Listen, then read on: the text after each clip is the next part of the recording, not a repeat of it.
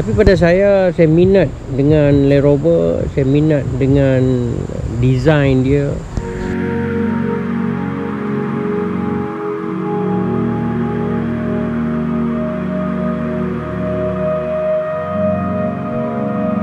Apa yang kita lihat dalam kehidupan adalah satu perjalanan. Kalau kita minat dengan dunia camping, hobi kita untuk camping, kita cari cara kehidupan untuk camping. Di belakang saya adalah Land Rover, satu kenderaan yang lama, yang saya beli lebih kurang dalam 15 tahun dahulu.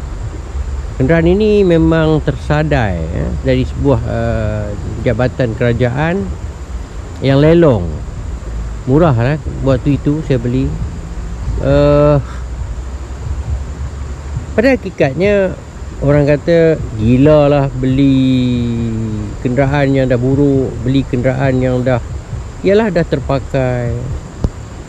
Tapi pada saya minat dengan Land Rover, saya minat dengan design dia. Dia punya apa kita panggil pattern dia, walaupun dia kotak begitu je, tapi saya suka dengan dia punya design tu lain daripada lain. Lebih kurang 15 tahun, boleh kata jauh dah perjalanan saya dengan Land Rover.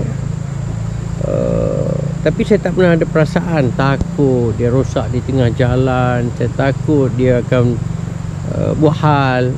Pada hakikat dia tak. Sebenarnya bagi saya sepanjang perjalanan dengan Land Rover Defender yang saya ada, kalau ikut dari segi umur, body dia ni pada tahun 1987 lagi. Satu kenderaan yang agak lama, sudah hampir 30 tahun, tetapi masih lagi berjasa, masih lagi mampu untuk melakukan perjalanan. Jadi kalau kita lihat kenderaan hari ini, Land Rover Defender menjadi satu permintaan yang tinggi kepada masyarakat. Contoh kalau saya pergi camping, saya masuk kawasan-kawasan yang agak terpencil, tidak terlalu teruk jalannya, pada saya Land Rover adalah biasa. Sebab teknologi yang pembikinannya dulu telah memikirkan kelasakan dia tu, ataupun situasi yang digunakan dia memang cukup kuat. Jadi proses naik taraf dia, proses upgrade dia, sedikit demi sedikit, part mana yang agak rosak, part mana yang perlu dibaiki, saya buat. Sebab kalau kita fikir dari segi nak beli baru, waktu itu masih production masih lagi jalan.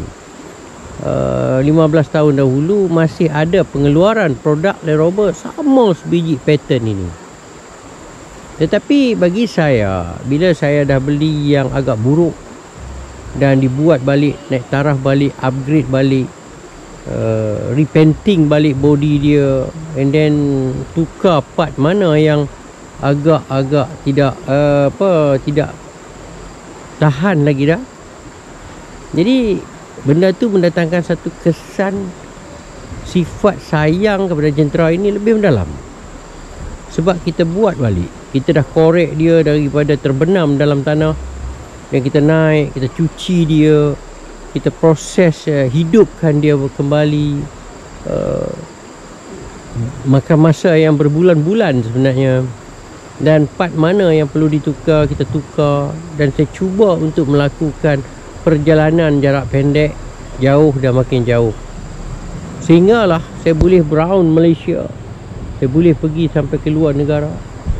Land Rover Defender ni adalah satu jentera yang cukup kuat, satu jentera yang dicipta sebenarnya cukup kuat. Sebab pada saya ada kalanya saya memandu dia dalam keadaan yang cukup laju, walaupun dia tidak boleh laju mana. Kelajuan dia adalah 100, 110, 120 tu dah cukup laju. Tetapi bila saya memaksa dia untuk bekerja, dia lakukan. Sedangkan Land Rover Defender adalah pacuan 4 roda permanent. Maksud dia sepanjang perjalanan itu adalah 4x4. Walaupun saya memandu di atas highway, tetap menggunakan pancuan 4 roda, tetapi dalam gear high. Tetapi bila kita masuk hutan, bila kita dah lalui proses perjalanan lautan, jadi dekat situ gear low kita gunakan. Bila low kita gunakan dan kekuatan dia lebih kuat, dia boleh panjat bukit yang mendongak dan dia boleh turun daripada bukit yang curam. Jadi kita tidak perlu bekerja teruk. Ini kehebatan adalah Land Rover yang saya miliki ni, dan juga Land Rover yang ada di pasaran hari ni sebenarnya memberi satu lagi perjalanan hidup bersama saya. Sebab tu saya rasa saya sayang dia. Saya simpankan dia, saya baiki sedikit demi sedikit. Jadi perjalanan Land Rover ini saya tidak tahu, kalau ditanya adakah berapa tahun lagi dia mampu bertahan, saya tak mampu menjawab. Tapi pada hakikatnya, kalau apa yang saya rasa, 5 tahun tak ada masalah, 5 tahun lagi sekali tidak ada masalah, maknanya dah 10 tahun.